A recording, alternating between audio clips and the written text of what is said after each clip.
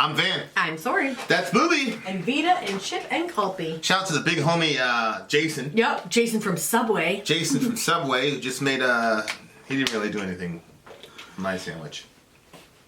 No, he didn't make mine either. Yeah, so he was just kind of there. But he was making other people's sandwiches. He had a DEICIDE patch on his hat, which I was surprised that they let him have that. I said, "Hey man, you're a DEICIDE?" They probably don't know what it is. Right. I said, "Hey man, are you a DEICIDE fan?" He goes, "Yeah." I said, "What's your favorite song?" He asked you if you like DEICIDE. He said, "You listen to DEICIDE?" Yeah.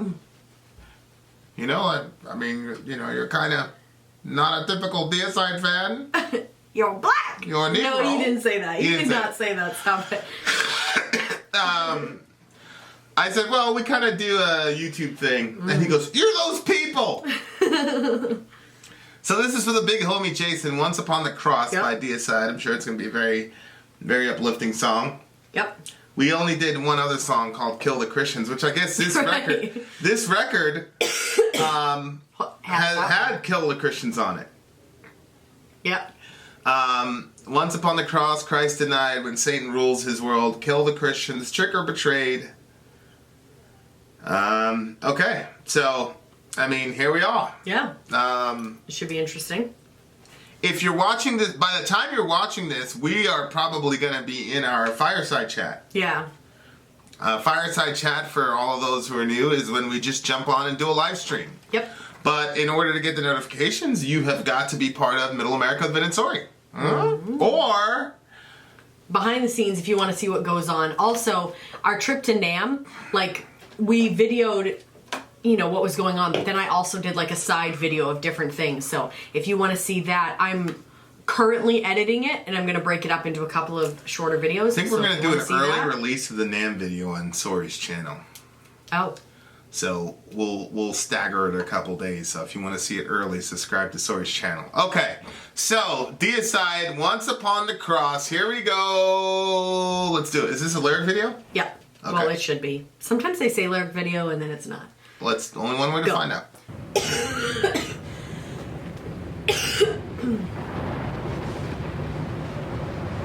Fear.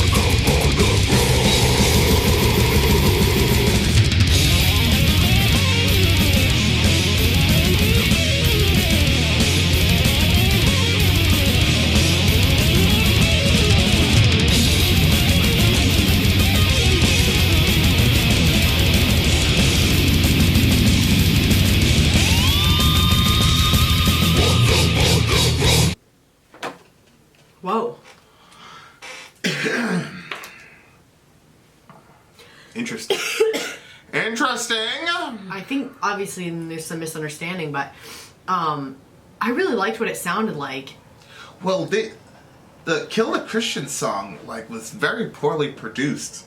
Like, I couldn't make out the notes. Oh. I'm talking about the musicianship. Like, I couldn't hear out it was just a kill up. Yeah. Just very sloppy. Yeah. This one was like, I'm like, is this the same band? Yeah. Because the main riff was very, very distinct. I mean, it was very simple, but it was very, very distinct. And I just feel like this was way better produced. But yeah. the Kill the Christian song is the fourth song down. It's on the same record. So, I don't know. Maybe they meant it to be like that on that song. But this song, it's the opening song and it's the title song on the record, so maybe they... That's pretty crazy how it started out, like... Well, with Why Have You Forsaken Me, Father? Yeah. Well, I think that I used to have this... I actually forgot that I love quotes, but I love quotes. A well-placed quote. And you've done a lot of very good quotes in your day. Yeah. I have. You have. Anyway, so I used to... if I found a book that was a book of quotes, I would buy it and I would read through them like it was a book, like a novel. Anyway, well, it had the last quotes of all these different people, and then one of them was the last quote of Jesus of Nazareth, and they said they used that as his last quote, why have you forsaken me? I was like, something's not right there. And then, I looked it up, but it wasn't, why have you forsaken... He did say, Father, Father, why have you forsaken me? But that wasn't the last thing that he said. He didn't say, Father, Father, why have you forsaken me? What did he say? My God, why have you forsaken me? Okay. Does it depend on the translation? Does it ever say Father, Father? No. Okay. Anyway. Well, it's very... the verbiage is very significant, and I'll explain in a second. But go ahead. But it was actually, into your hands I commit my spirit. Right? Yeah. Wasn't that the last thing that he said? Tetelestai. And then into your hands. I just know in the language that I read the Bible. It is finished. He says, into your hand I commit my spirit, it is finished? Well, he said, it is finished, and then into your hands I commit my spirit. So it was, into your hands I commit my spirit. Yeah. Okay. To make everything so dramatic. Wrong, Sori's wrong. I didn't make anything dramatic. Go ahead, finish. Anyway, so I think that's a common misconception, is that the last thing that he was saying was, why have you forsaken me? But I thought that they really did it well, because I think that, sometimes maybe as a Christian you might look at it and be like, well, he probably said, Father, or Lord, Lord, why have you forsaken me? This. But the drama that was involved in the way that they did it, I think that seems more accurate. Well, he talked about screaming on his crucifixion, gagging to breathe, which is initially when you were being nailed to the cross, when you were on the ground, dudes are screaming. Yeah. There's a lot of times when he just kind of, there's a lot of old school Jesus movies where he just gets crucified and he's just peaceful. Yeah, oh yeah. Well, that's because we used to read that verse that said that he was led before the, a lamb led to the slaughter, like a sheep before shears is silent, so he opened not his mouth. That's in regard to his accusation. That's in regard to him not trying to defend himself to get out of the crucifixion. Yeah, but we always just thought he was literally radio silence. Who's we? The people that I came up around. I was never around people like that. You weren't around me. Bless God. Well, of course, the irony of the whole thing is that he quotes Psalm 22. Yeah. Where Jesus says, my God, why have you forsaken me? And a lot of people just look at that as, he was at a low point. Mm-hmm. And what he was doing actually was bringing people's attention to Psalm chapter 22. Mm-hmm. Because in Psalm 22, which was written about 800 years before Jesus was born, it starts off, my God, why have you forsaken me? Mm-hmm. And so it would be kind of like, if I were to say, come crawling faster. Everybody in our community knows what the next lines are. Obey your master. Mm-hmm. Everybody knows that I'm appealing to master of puppets. Right. So your mind goes there to that song and what the song is about. Yep. Well, music functioned the same way, and Jesus is actually quoting a song when he says, my God, why have you forsaken me? What's interesting about that particular song, though, is what he says is what the person 800 years before Jesus is being crucified is saying. Because in verse 16, he says, dogs have surrounded me, a band of evil men encircles me, they have pierced my hands and my feet. Sound familiar? I can count all my bones, they stare and gloat over me, they divide my garments among them and cast lots for my clothing. So Psalm 22 is describing a guy who's dying, who's abandoned by God, who has his hands and feet pierced, and whose clothes are being gambled for. Now, David wrote this psalm, and verse 12 on is kind of interesting as well. Yeah. Yeah, he's dying of thirst and things of that nature, which is... And his bones are disjointed and... Yeah, which is what happens during a crucifixion. As a matter of fact, the dude that played Jesus in The Passion of the Christ, his shoulder was actually dislocated when he was crucified. Yeah. So it's a guy that's got his hands and feet pierced and that has his garments gambled for. Of course, this never happened to David. This never happened to the original author. Right. And then this person says, "You lay me in the dust of death." But then at the end of it, even though the person is laid in the dust of death in Psalm 22, at the end of it, it says, all of the ends of the earth will remember and turn to the Lord. All the families of the nations will bow down before him. Posterity will serve him. They will declare the Lord to a new generation. They will come and proclaim his righteousness to a people yet unborn. So because of this guy's suffering, and because his hands and feet were pierced and that he was laid in the dust of death, everybody in the entire world is going to come to God. So the irony of the irony of this song is this sort of mockery of Jesus and things like that. And it starts off with my God, why have you forsaken me?" which tells the story of a guy who's dying, who does die actually. You lay me in the dust of death. He ends up dying. His hands and feet were pierced. But then later on, you see him. He is able to praise God in the great assembly. Well, it means he must have rose from the dead. Right. Something changed. So, but at the same time, though, what he's saying, it says, kill him, kill him, kill him. And then Satan, which I'm assuming what the author of this song means to say is he's telling Satan to kill Jesus. Yeah, that's what I got from it too. And there was something else. What was he saying before? And then he appeals to Satan. Fear him, fear him, fear him. Meaning that we should fear Satan. Because I think that the idea was, Satan's the one that put him on this cross, so we should all fear Satan. Right, because if Jesus is so powerful and Satan was able to defeat him, then we should be worried about Satan and not Jesus. Right. Of course, the problem for Satan is that when it says kill him, kill him, kill him, Satan, in the Satan killing Jesus, he signed his own death warrant. Right. From a Christian perspective. Yeah. And the Colossians says that through his cross, he disarmed all the principalities and the rulers and the authorities that were set against us. Right. And exposing them to open shame, actually, is what Colossians says. Yeah, that's right. So there's a lot of irony in the crucifixion from a Christian perspective, is because in the moment of Jesus being defeated, he is actually defeating Satan. Because the concept was God wanted to forgive us, human beings, but he couldn't justly forgive us and condemn Satan. Because Satan could say, well, you punish me for my sin, so how could you not punish them? And of course, the response is, well, I will become one of them and punish and bear their punishment so that I could justly forgive them and justly punish you. Right.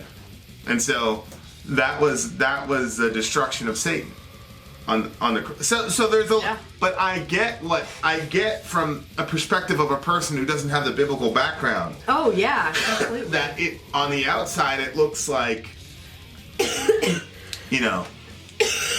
God's being defeated or Jesus is being defeated, and here you have this nice guy who is running, or this bad person, whatever you want to say, and then he ends up getting crucified.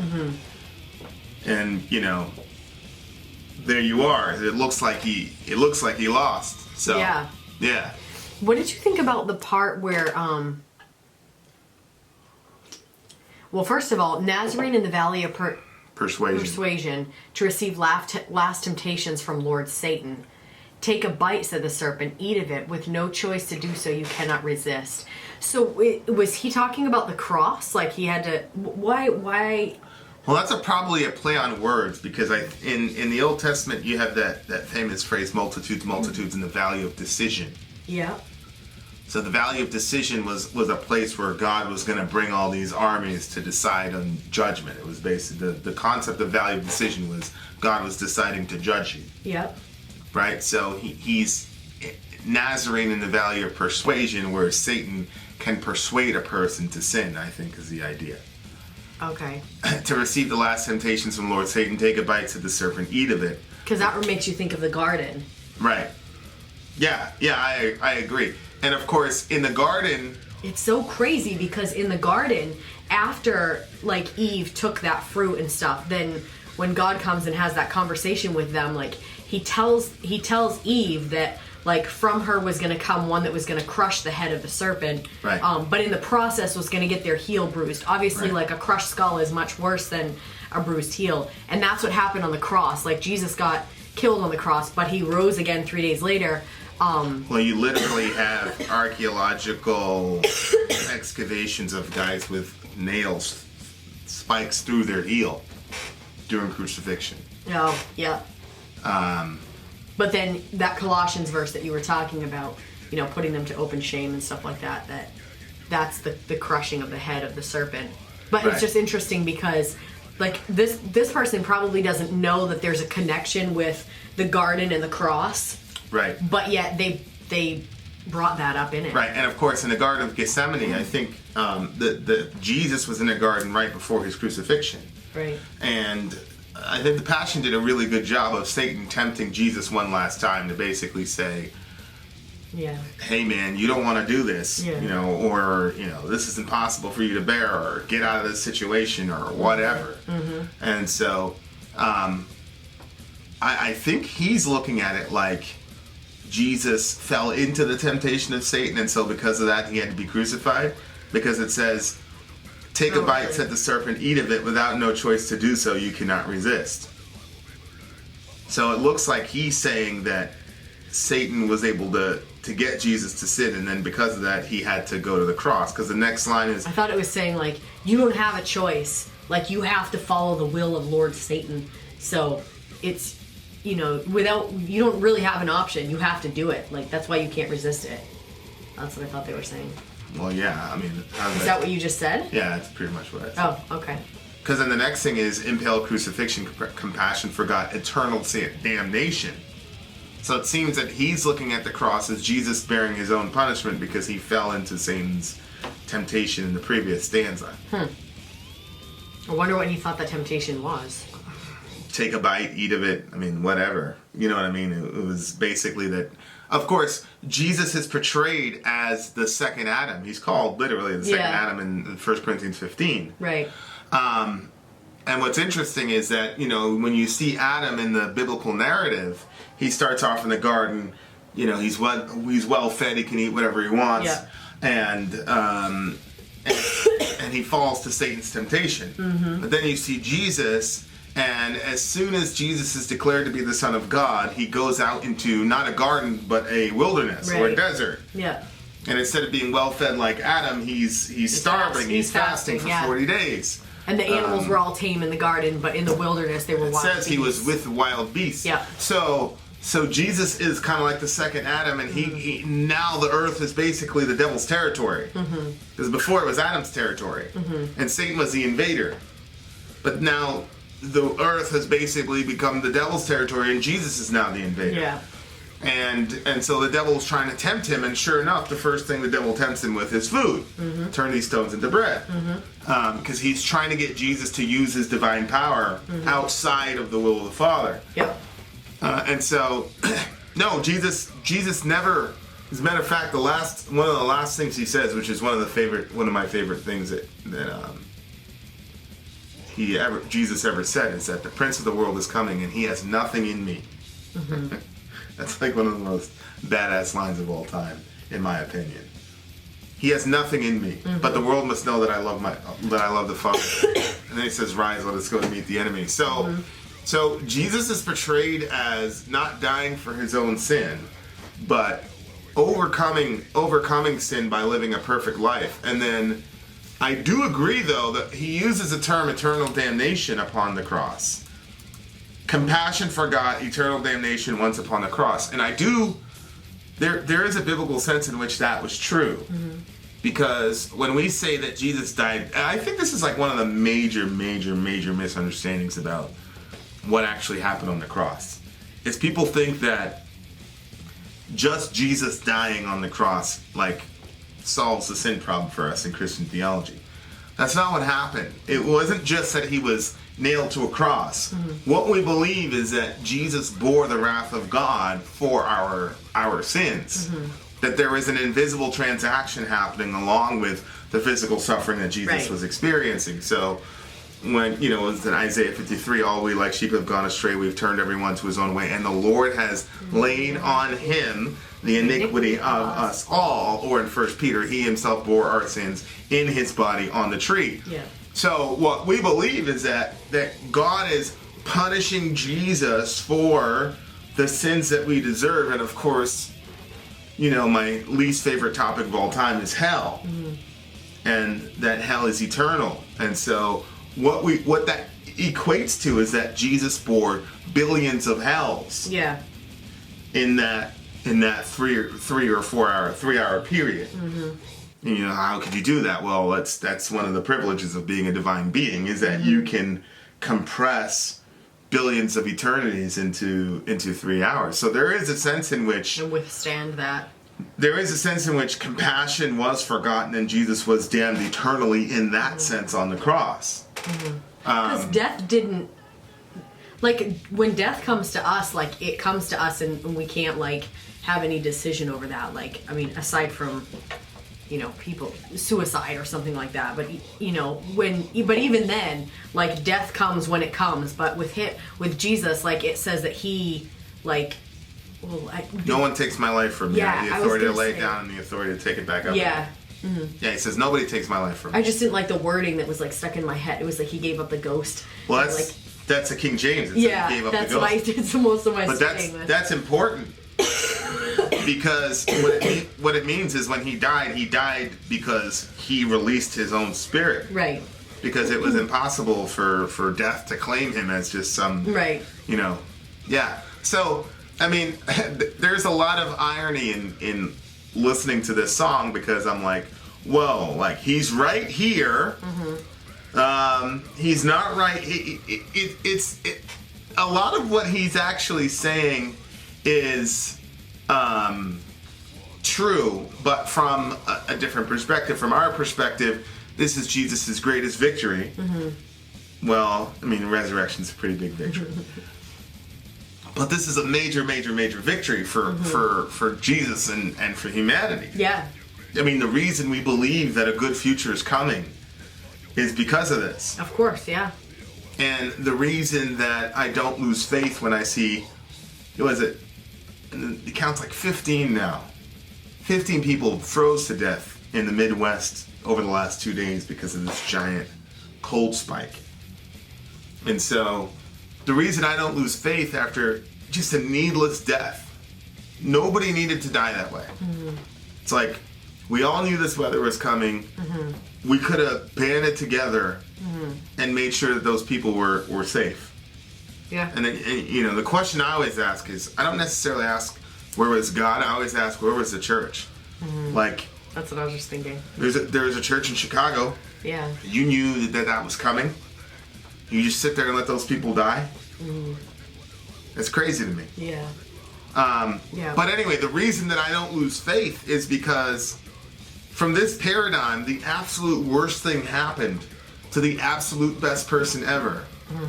But God brought out the most absolute good from it. So that's the arithmetic, is that anytime something horrible happens to the person who doesn't deserve it. God's working behind the scenes, and some good future's going to come because of it. Yeah. Yeah, they say, like, in this instance, God peeled back the curtain and let us see Right. like, what the good was that came from that, like, horrendous act. Right. But we don't always get the curtain peeled back for us to be able to see what's going to come from. Well, there's a lot of things that are happening on the cross. Like, for example, this idea that human beings are just inherently compassionate, and that we just have this inherent compassion for each other. Yeah. It's complete bullshit. Yeah. It's like, hello, these were public events. And then not too far down the street, you could go to the arena and watch people impale one another to death, or get consumed by lions. Yeah, and that was. And 2 weeks ago, That was what they did. 2 weeks ago Crazy. in the United States, you had a bunch of women happy and celebrating and clapping at the notion that you could take a 9-month-old and butcher him alive. So the crucifixion tells us the very act of the crucifixion demonstrates the necessity of the death of Christ. Yeah. No, you're right. Yeah. You know, and the lack of compassion that human beings demonstrate. Yeah. And the things that we've done, you know, I go back and forth with Kellen Joss about original sin all the time, and I'm just confused. It's like, what do you mean you don't believe in original sin?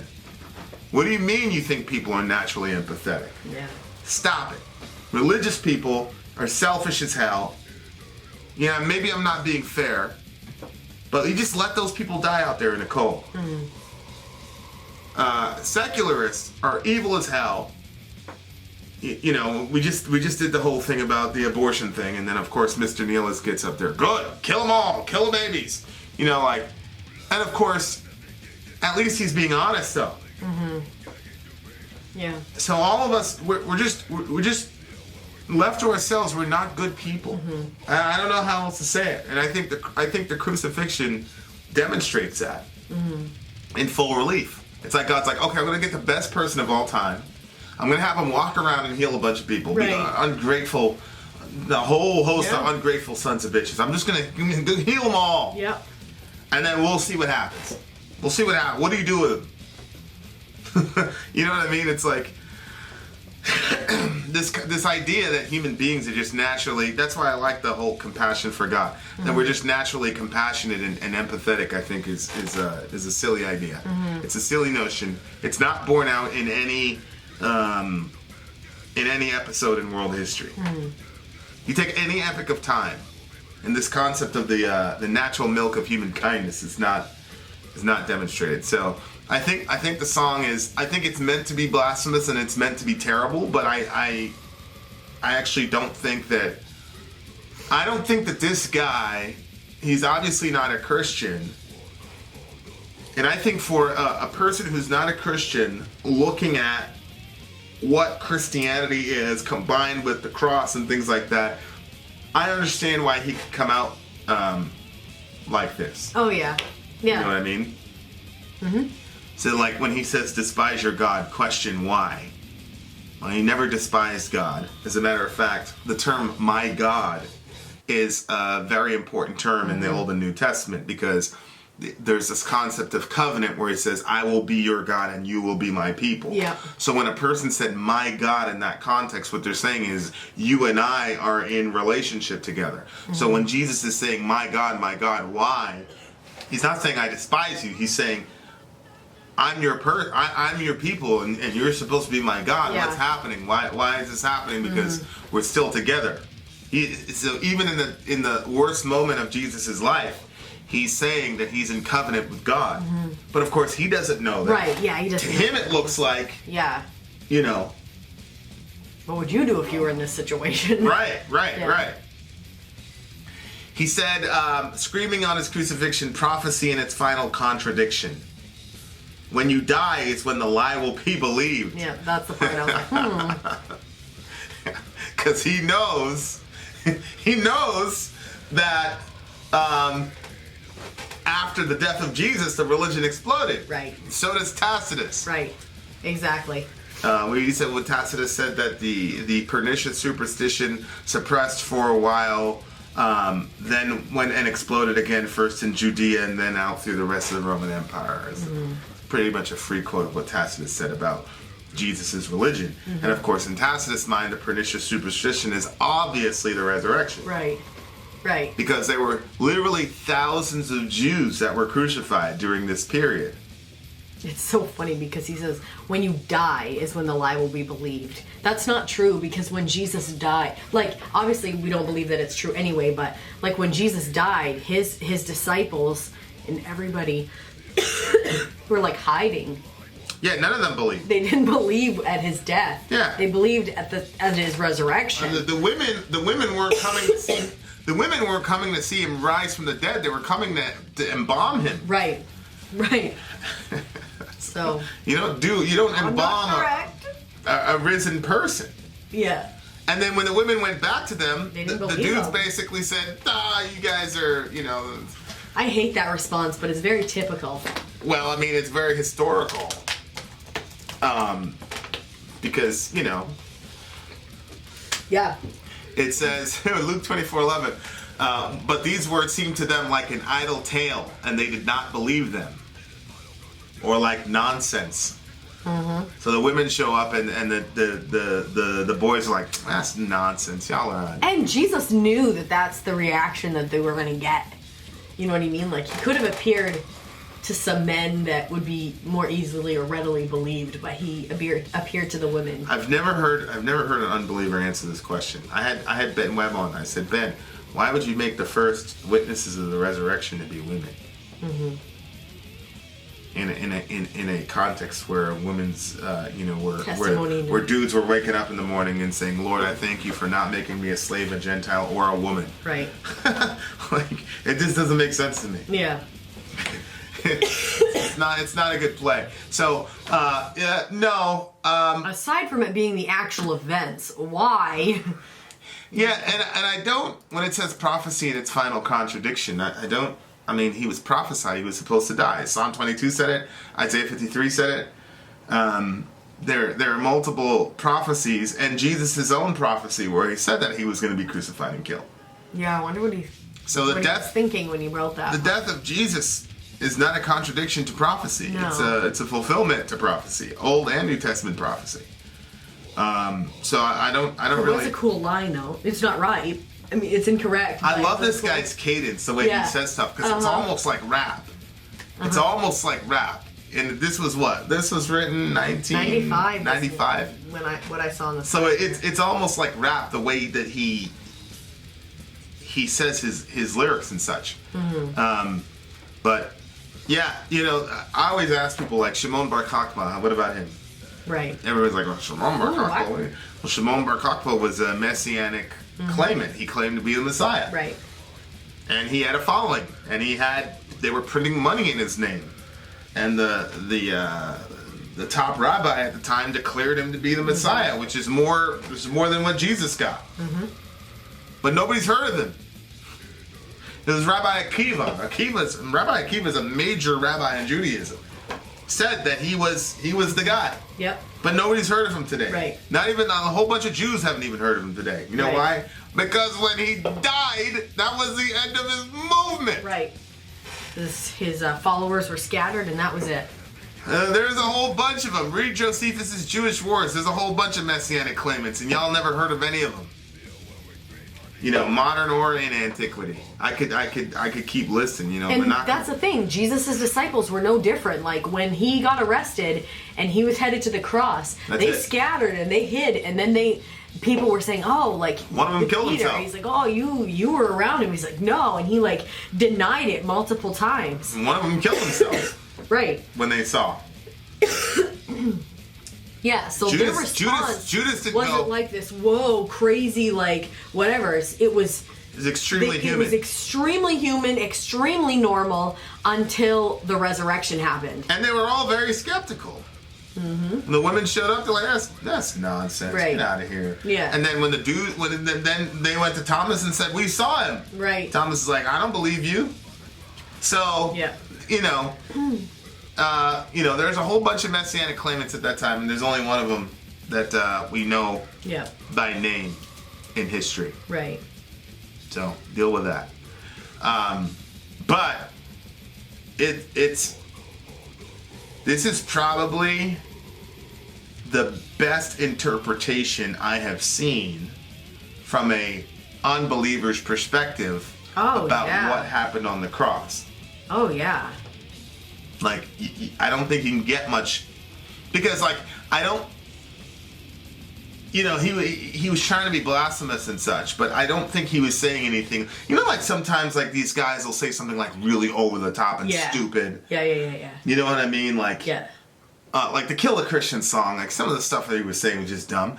I don't think he was like going out of his way. Like everything. No, all of that seems like, if that's the perspective that you have, that is exactly how you would view it. Right, and it seems in context, and everything he says makes sense in context. I obviously don't agree with him. Right, yeah. But I completely get where he's coming from, and it makes a ton of sense why you would think that. And he's not crazy.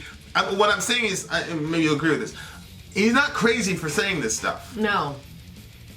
Like, I completely understand it. And if you didn't have the biblical... Well, yeah, that's the thing. Like, there's been some songs that we've listened to and we're like, you didn't have to put that. Right. And you said it to one of them, you're like, you're going to hell. You know what I mean? Yeah. That you just took that way too far. But this is all very, like, it makes sense. Like, that why somebody song, would think when he this. was talking about the... I know exactly the line. I'm not going to... No, I was actually thinking about, it was a Behemoth song. And you said... No, the Vatane song is when I said, you're going to hell for that shit. It really? Oh, was Yeah, it? I thought I know exactly the line. I'm not going to repeat it. But anyway. Oh yeah, with the Behemoth one, you said you're wrong for that. Yeah, what's really crazy is probably prior to the resurrection, this is probably the mentality of the disciples. Yeah. Like, honestly. Yeah. Honestly, like, prior to the resurrection, this is, you could have, the disciples probably could have wrote this. Yeah, you're right. Sorry, Christians. All right, what do you give the song? I'm actually giving it a 9. I really liked it. I didn't like this song, obviously, in the sense of like liking it, like enjoying it. I thought the riff was heavy and things of that nature. Yeah. I don't like the song, but I think for what it's trying to communicate from his perspective, I thought it was genuine, and I thought, like I said, I appreciate a person that doesn't have belief saying, I don't believe this stuff. And this is where I'm coming from. And I like doing it without all the extra, sugar that gets added to satanic stuff to try to make it as offensive as possible. So it's a 9.4 for me. Because this was better than the Kill the Christians one as far as the production goes. And so yeah, it was a 9.4 for me. I thought they did a really, really, really good job. I do too. Obviously disagree with everything they say, right? Or disagree with with the way they interpreted the events. But I definitely, 9.4. All right. Well, there you are. Vin out. Sori out. Go. It's good, Jason.